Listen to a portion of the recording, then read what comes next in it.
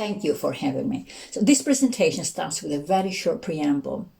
Because when I heard about this presentation, I went online and tried to learn all I could about how to make a series of perfect slides for an interview for an MRes about encountering the divine in the act of making. I set out to start my slides, and then one evening I realized that I was creating a presentation that aimed at pleasing you and the panel, but not actually was true to myself. As a series of synchronicities, as it happens, the morning prayer was the famous Luke 11, ask and it is given, and knock, etc. But not many people know what comes before that verse. That we have to be shamelessly audacious in our asking and knocking. And this verse made me remember my approach to my dissertation and to the final degree piece, which was take a risk. Later during the same day, I was listening to an Italian song with quite the Cuban militant kind of rhythm, and the lyrics go something like this: God forgive us because we are coming with the book in one hand and a bomb in the other. And there I felt the same kind of rebelliousness I experienced versus the dogmatic approach to art understanding, but this time was versus the established religious community and their wording. And because the synchronicities always comes in threes, I found a link to an article titled Write Fewer Papers and Take More Risks, which suggested to rise up and rebel against conventions. So basically, I'm coming to you with an idea and some books in one hand and a bomb in the other. So welcome to my presentation. I found that there is a lot written about art and spirituality, and here, of course, I'm showing you only some of the sources: how to define religious art, how to experience religious art, how to make religious art, on the interpretation of the religious and spiritual aspects of works of art, on the role of religion in cultural studies, and how to experience mandalas, understanding icons, or more about art making and its healing power, i.e. the therapeutic effect of art, and how to understand images of the Virgin Mary as the Mother of God with her reds and blues, and how to decipher Kali as the deification of the concept of creation with her reds and blues. How to, much doodling and coloring can lead to mindfulness. Welcome to the Virgin Mary in black and white. But all of them have their own niche, and all of them help me a bit. But not one book or journal or article, YouTube video trying to describe and explain to me what I experience when I make. I've always been interested in spirituality and eternity, and my approach to practice has always been a sort of revealing different layers of consciousness. My eye and heart always go to the space in between, that liminal space where everything is possible, in between two heartbeats, that specific moment, the encounter with the divine that I'm interested in, that moment of pure joy where creativity turns into creation. If I have to believe John Reader in his theology and new materialism, and at the same time my spiritual director, that matter is always reorganizing and that is always in flux, and that from Gilles Deleuze, matter as energy has its own dynamic.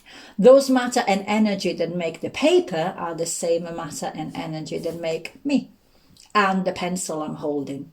From a Vedic point of view, this matter as earth comes from water, which comes from fire, which in turn comes from air and then ether. As the space in between, the paper, the pencil, me, and the air around us, we're all in a constant becoming. Space there bends and reacts, it's malleable. And there, in that awareness, that I encounter God. I'm perfectly aware of the idiosyncrasies of pinpointing, defining, or describing whatever is ethereal and elusive, because it's a contradiction in its own terms, a paradox.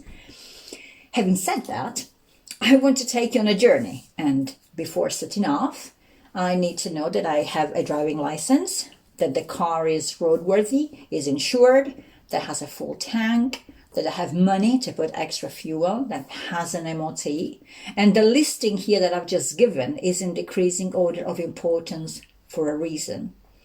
that I have maybe a map, that I have a change of clothes, food, drinks in the car for the trip, or a phone charger, a playlist on Spotify with my favorite music. So once all of this is taken care of, I can enjoy the trip and I can drive and sing to my heart content because of the logistics that has been taken care of.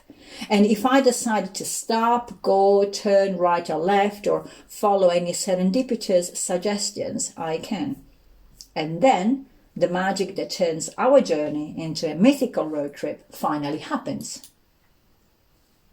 As much as instructions, descriptions, and codifications have been given when we approach meditation or mindfulness or yoga, and he's using here the word yoga as a path and not just the stretching practice, so why not in the art making?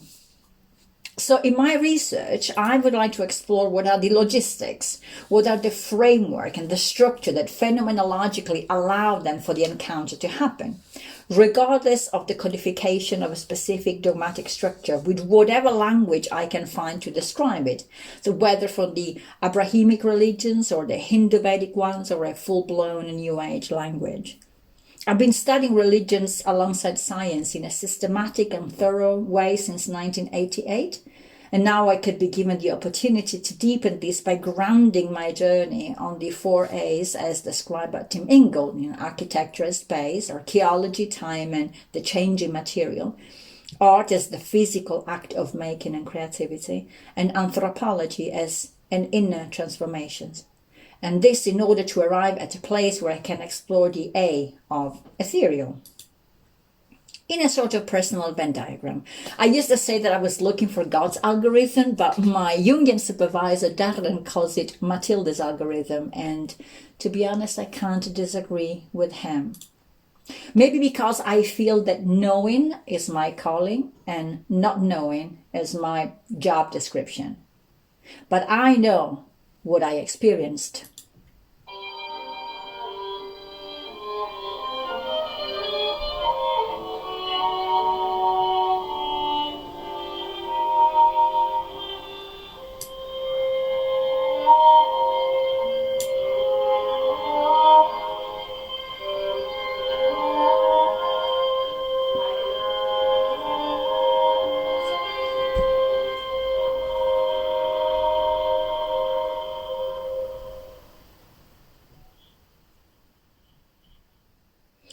Well, my face there is either awe or hysteria. Well, Carl Jung said that they're one and the same. So anyway, either I decide to trust my experience, which is very subjective and phenomenological, which doesn't find its place in a programmatic phase, or I discard it.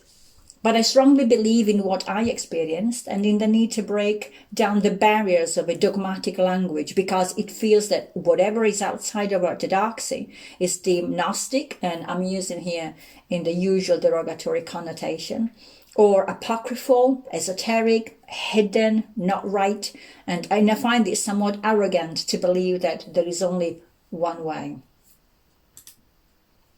I want my research to be theoretical, yes, as discussed with Vanessa. Hence, I'm looking for a supervisor who knows how I work and what I can achieve, and who also knows how to contain me and direct me. But I also believe that I need then to take the theory I would be reading onto the paper and to test it. Because from this felt experience only that we get this timeless archetypal wisdom, knowledge, or Sophia. From a research perspective, I intend to keep the variables to a minimum by using only the practice of drawing as performed at the York Open Studio that you've just seen, and hence the desire to have a supervisor with whom I can openly discuss the process, who understands performativity, and who is able to constructively challenge me, and whom Castaneda would have described as the petty tyrant is present to provide the lessons of the ego. And then how much of the practical and the testing in an almost anthropological way you then desire to see in the final dissertation, that is part of the process we can discuss and agree. Of course, I will also be supported by my Jungian clinical supervisor and by my spiritual director. I'm also aware that, of course, God or Source, or you can give it any name you want, might not show up at all. As in the movie Elizabethtown, though, I want to have the courage to fail big and to still stick around. But I'm a woman of faith, so I believe that I will meet him or her halfway there. I just need to show up and do my bit. And in this sense, I want to trust the serendipitous process that will lead me to wherever I have to be, trusting not only Source, but also the process of research itself. To go where the vein of the wood wants to be split, as Ingold teaches me, or where the cardboard wants to be folded, or where the pencil wants to go. I know this is going to be challenging and somewhat intense, but also very much exciting, and I believe so important because I've seen too much shallowness, and this is part of what I'm rebelling against. This is the foundation of my professional, ethical approach and my personal values. I am aware I cannot make people believe. That is not my role nor my responsibility. And nor am interested even if readers would believe in my conclusions. My desire is to be able to openly follow an academic, structured, research-based study. But I hope that this kind of research opens up a space for a larger inner existential questioning, especially when this research, which is subjective now in nature, could turn into objective during potentially a PhD. A space where whether there are a series of frames or 3 chairs or a bench, people can sit, be still, and observe. Because this has always been a constant in my practice in the end. So, this brings me to the end of my presentation. I've added here a couple of slides with some background reading, but I've also uploaded a PDF to the folder that I've shared this morning. So thank you for listening. And I believe you will have questions for me.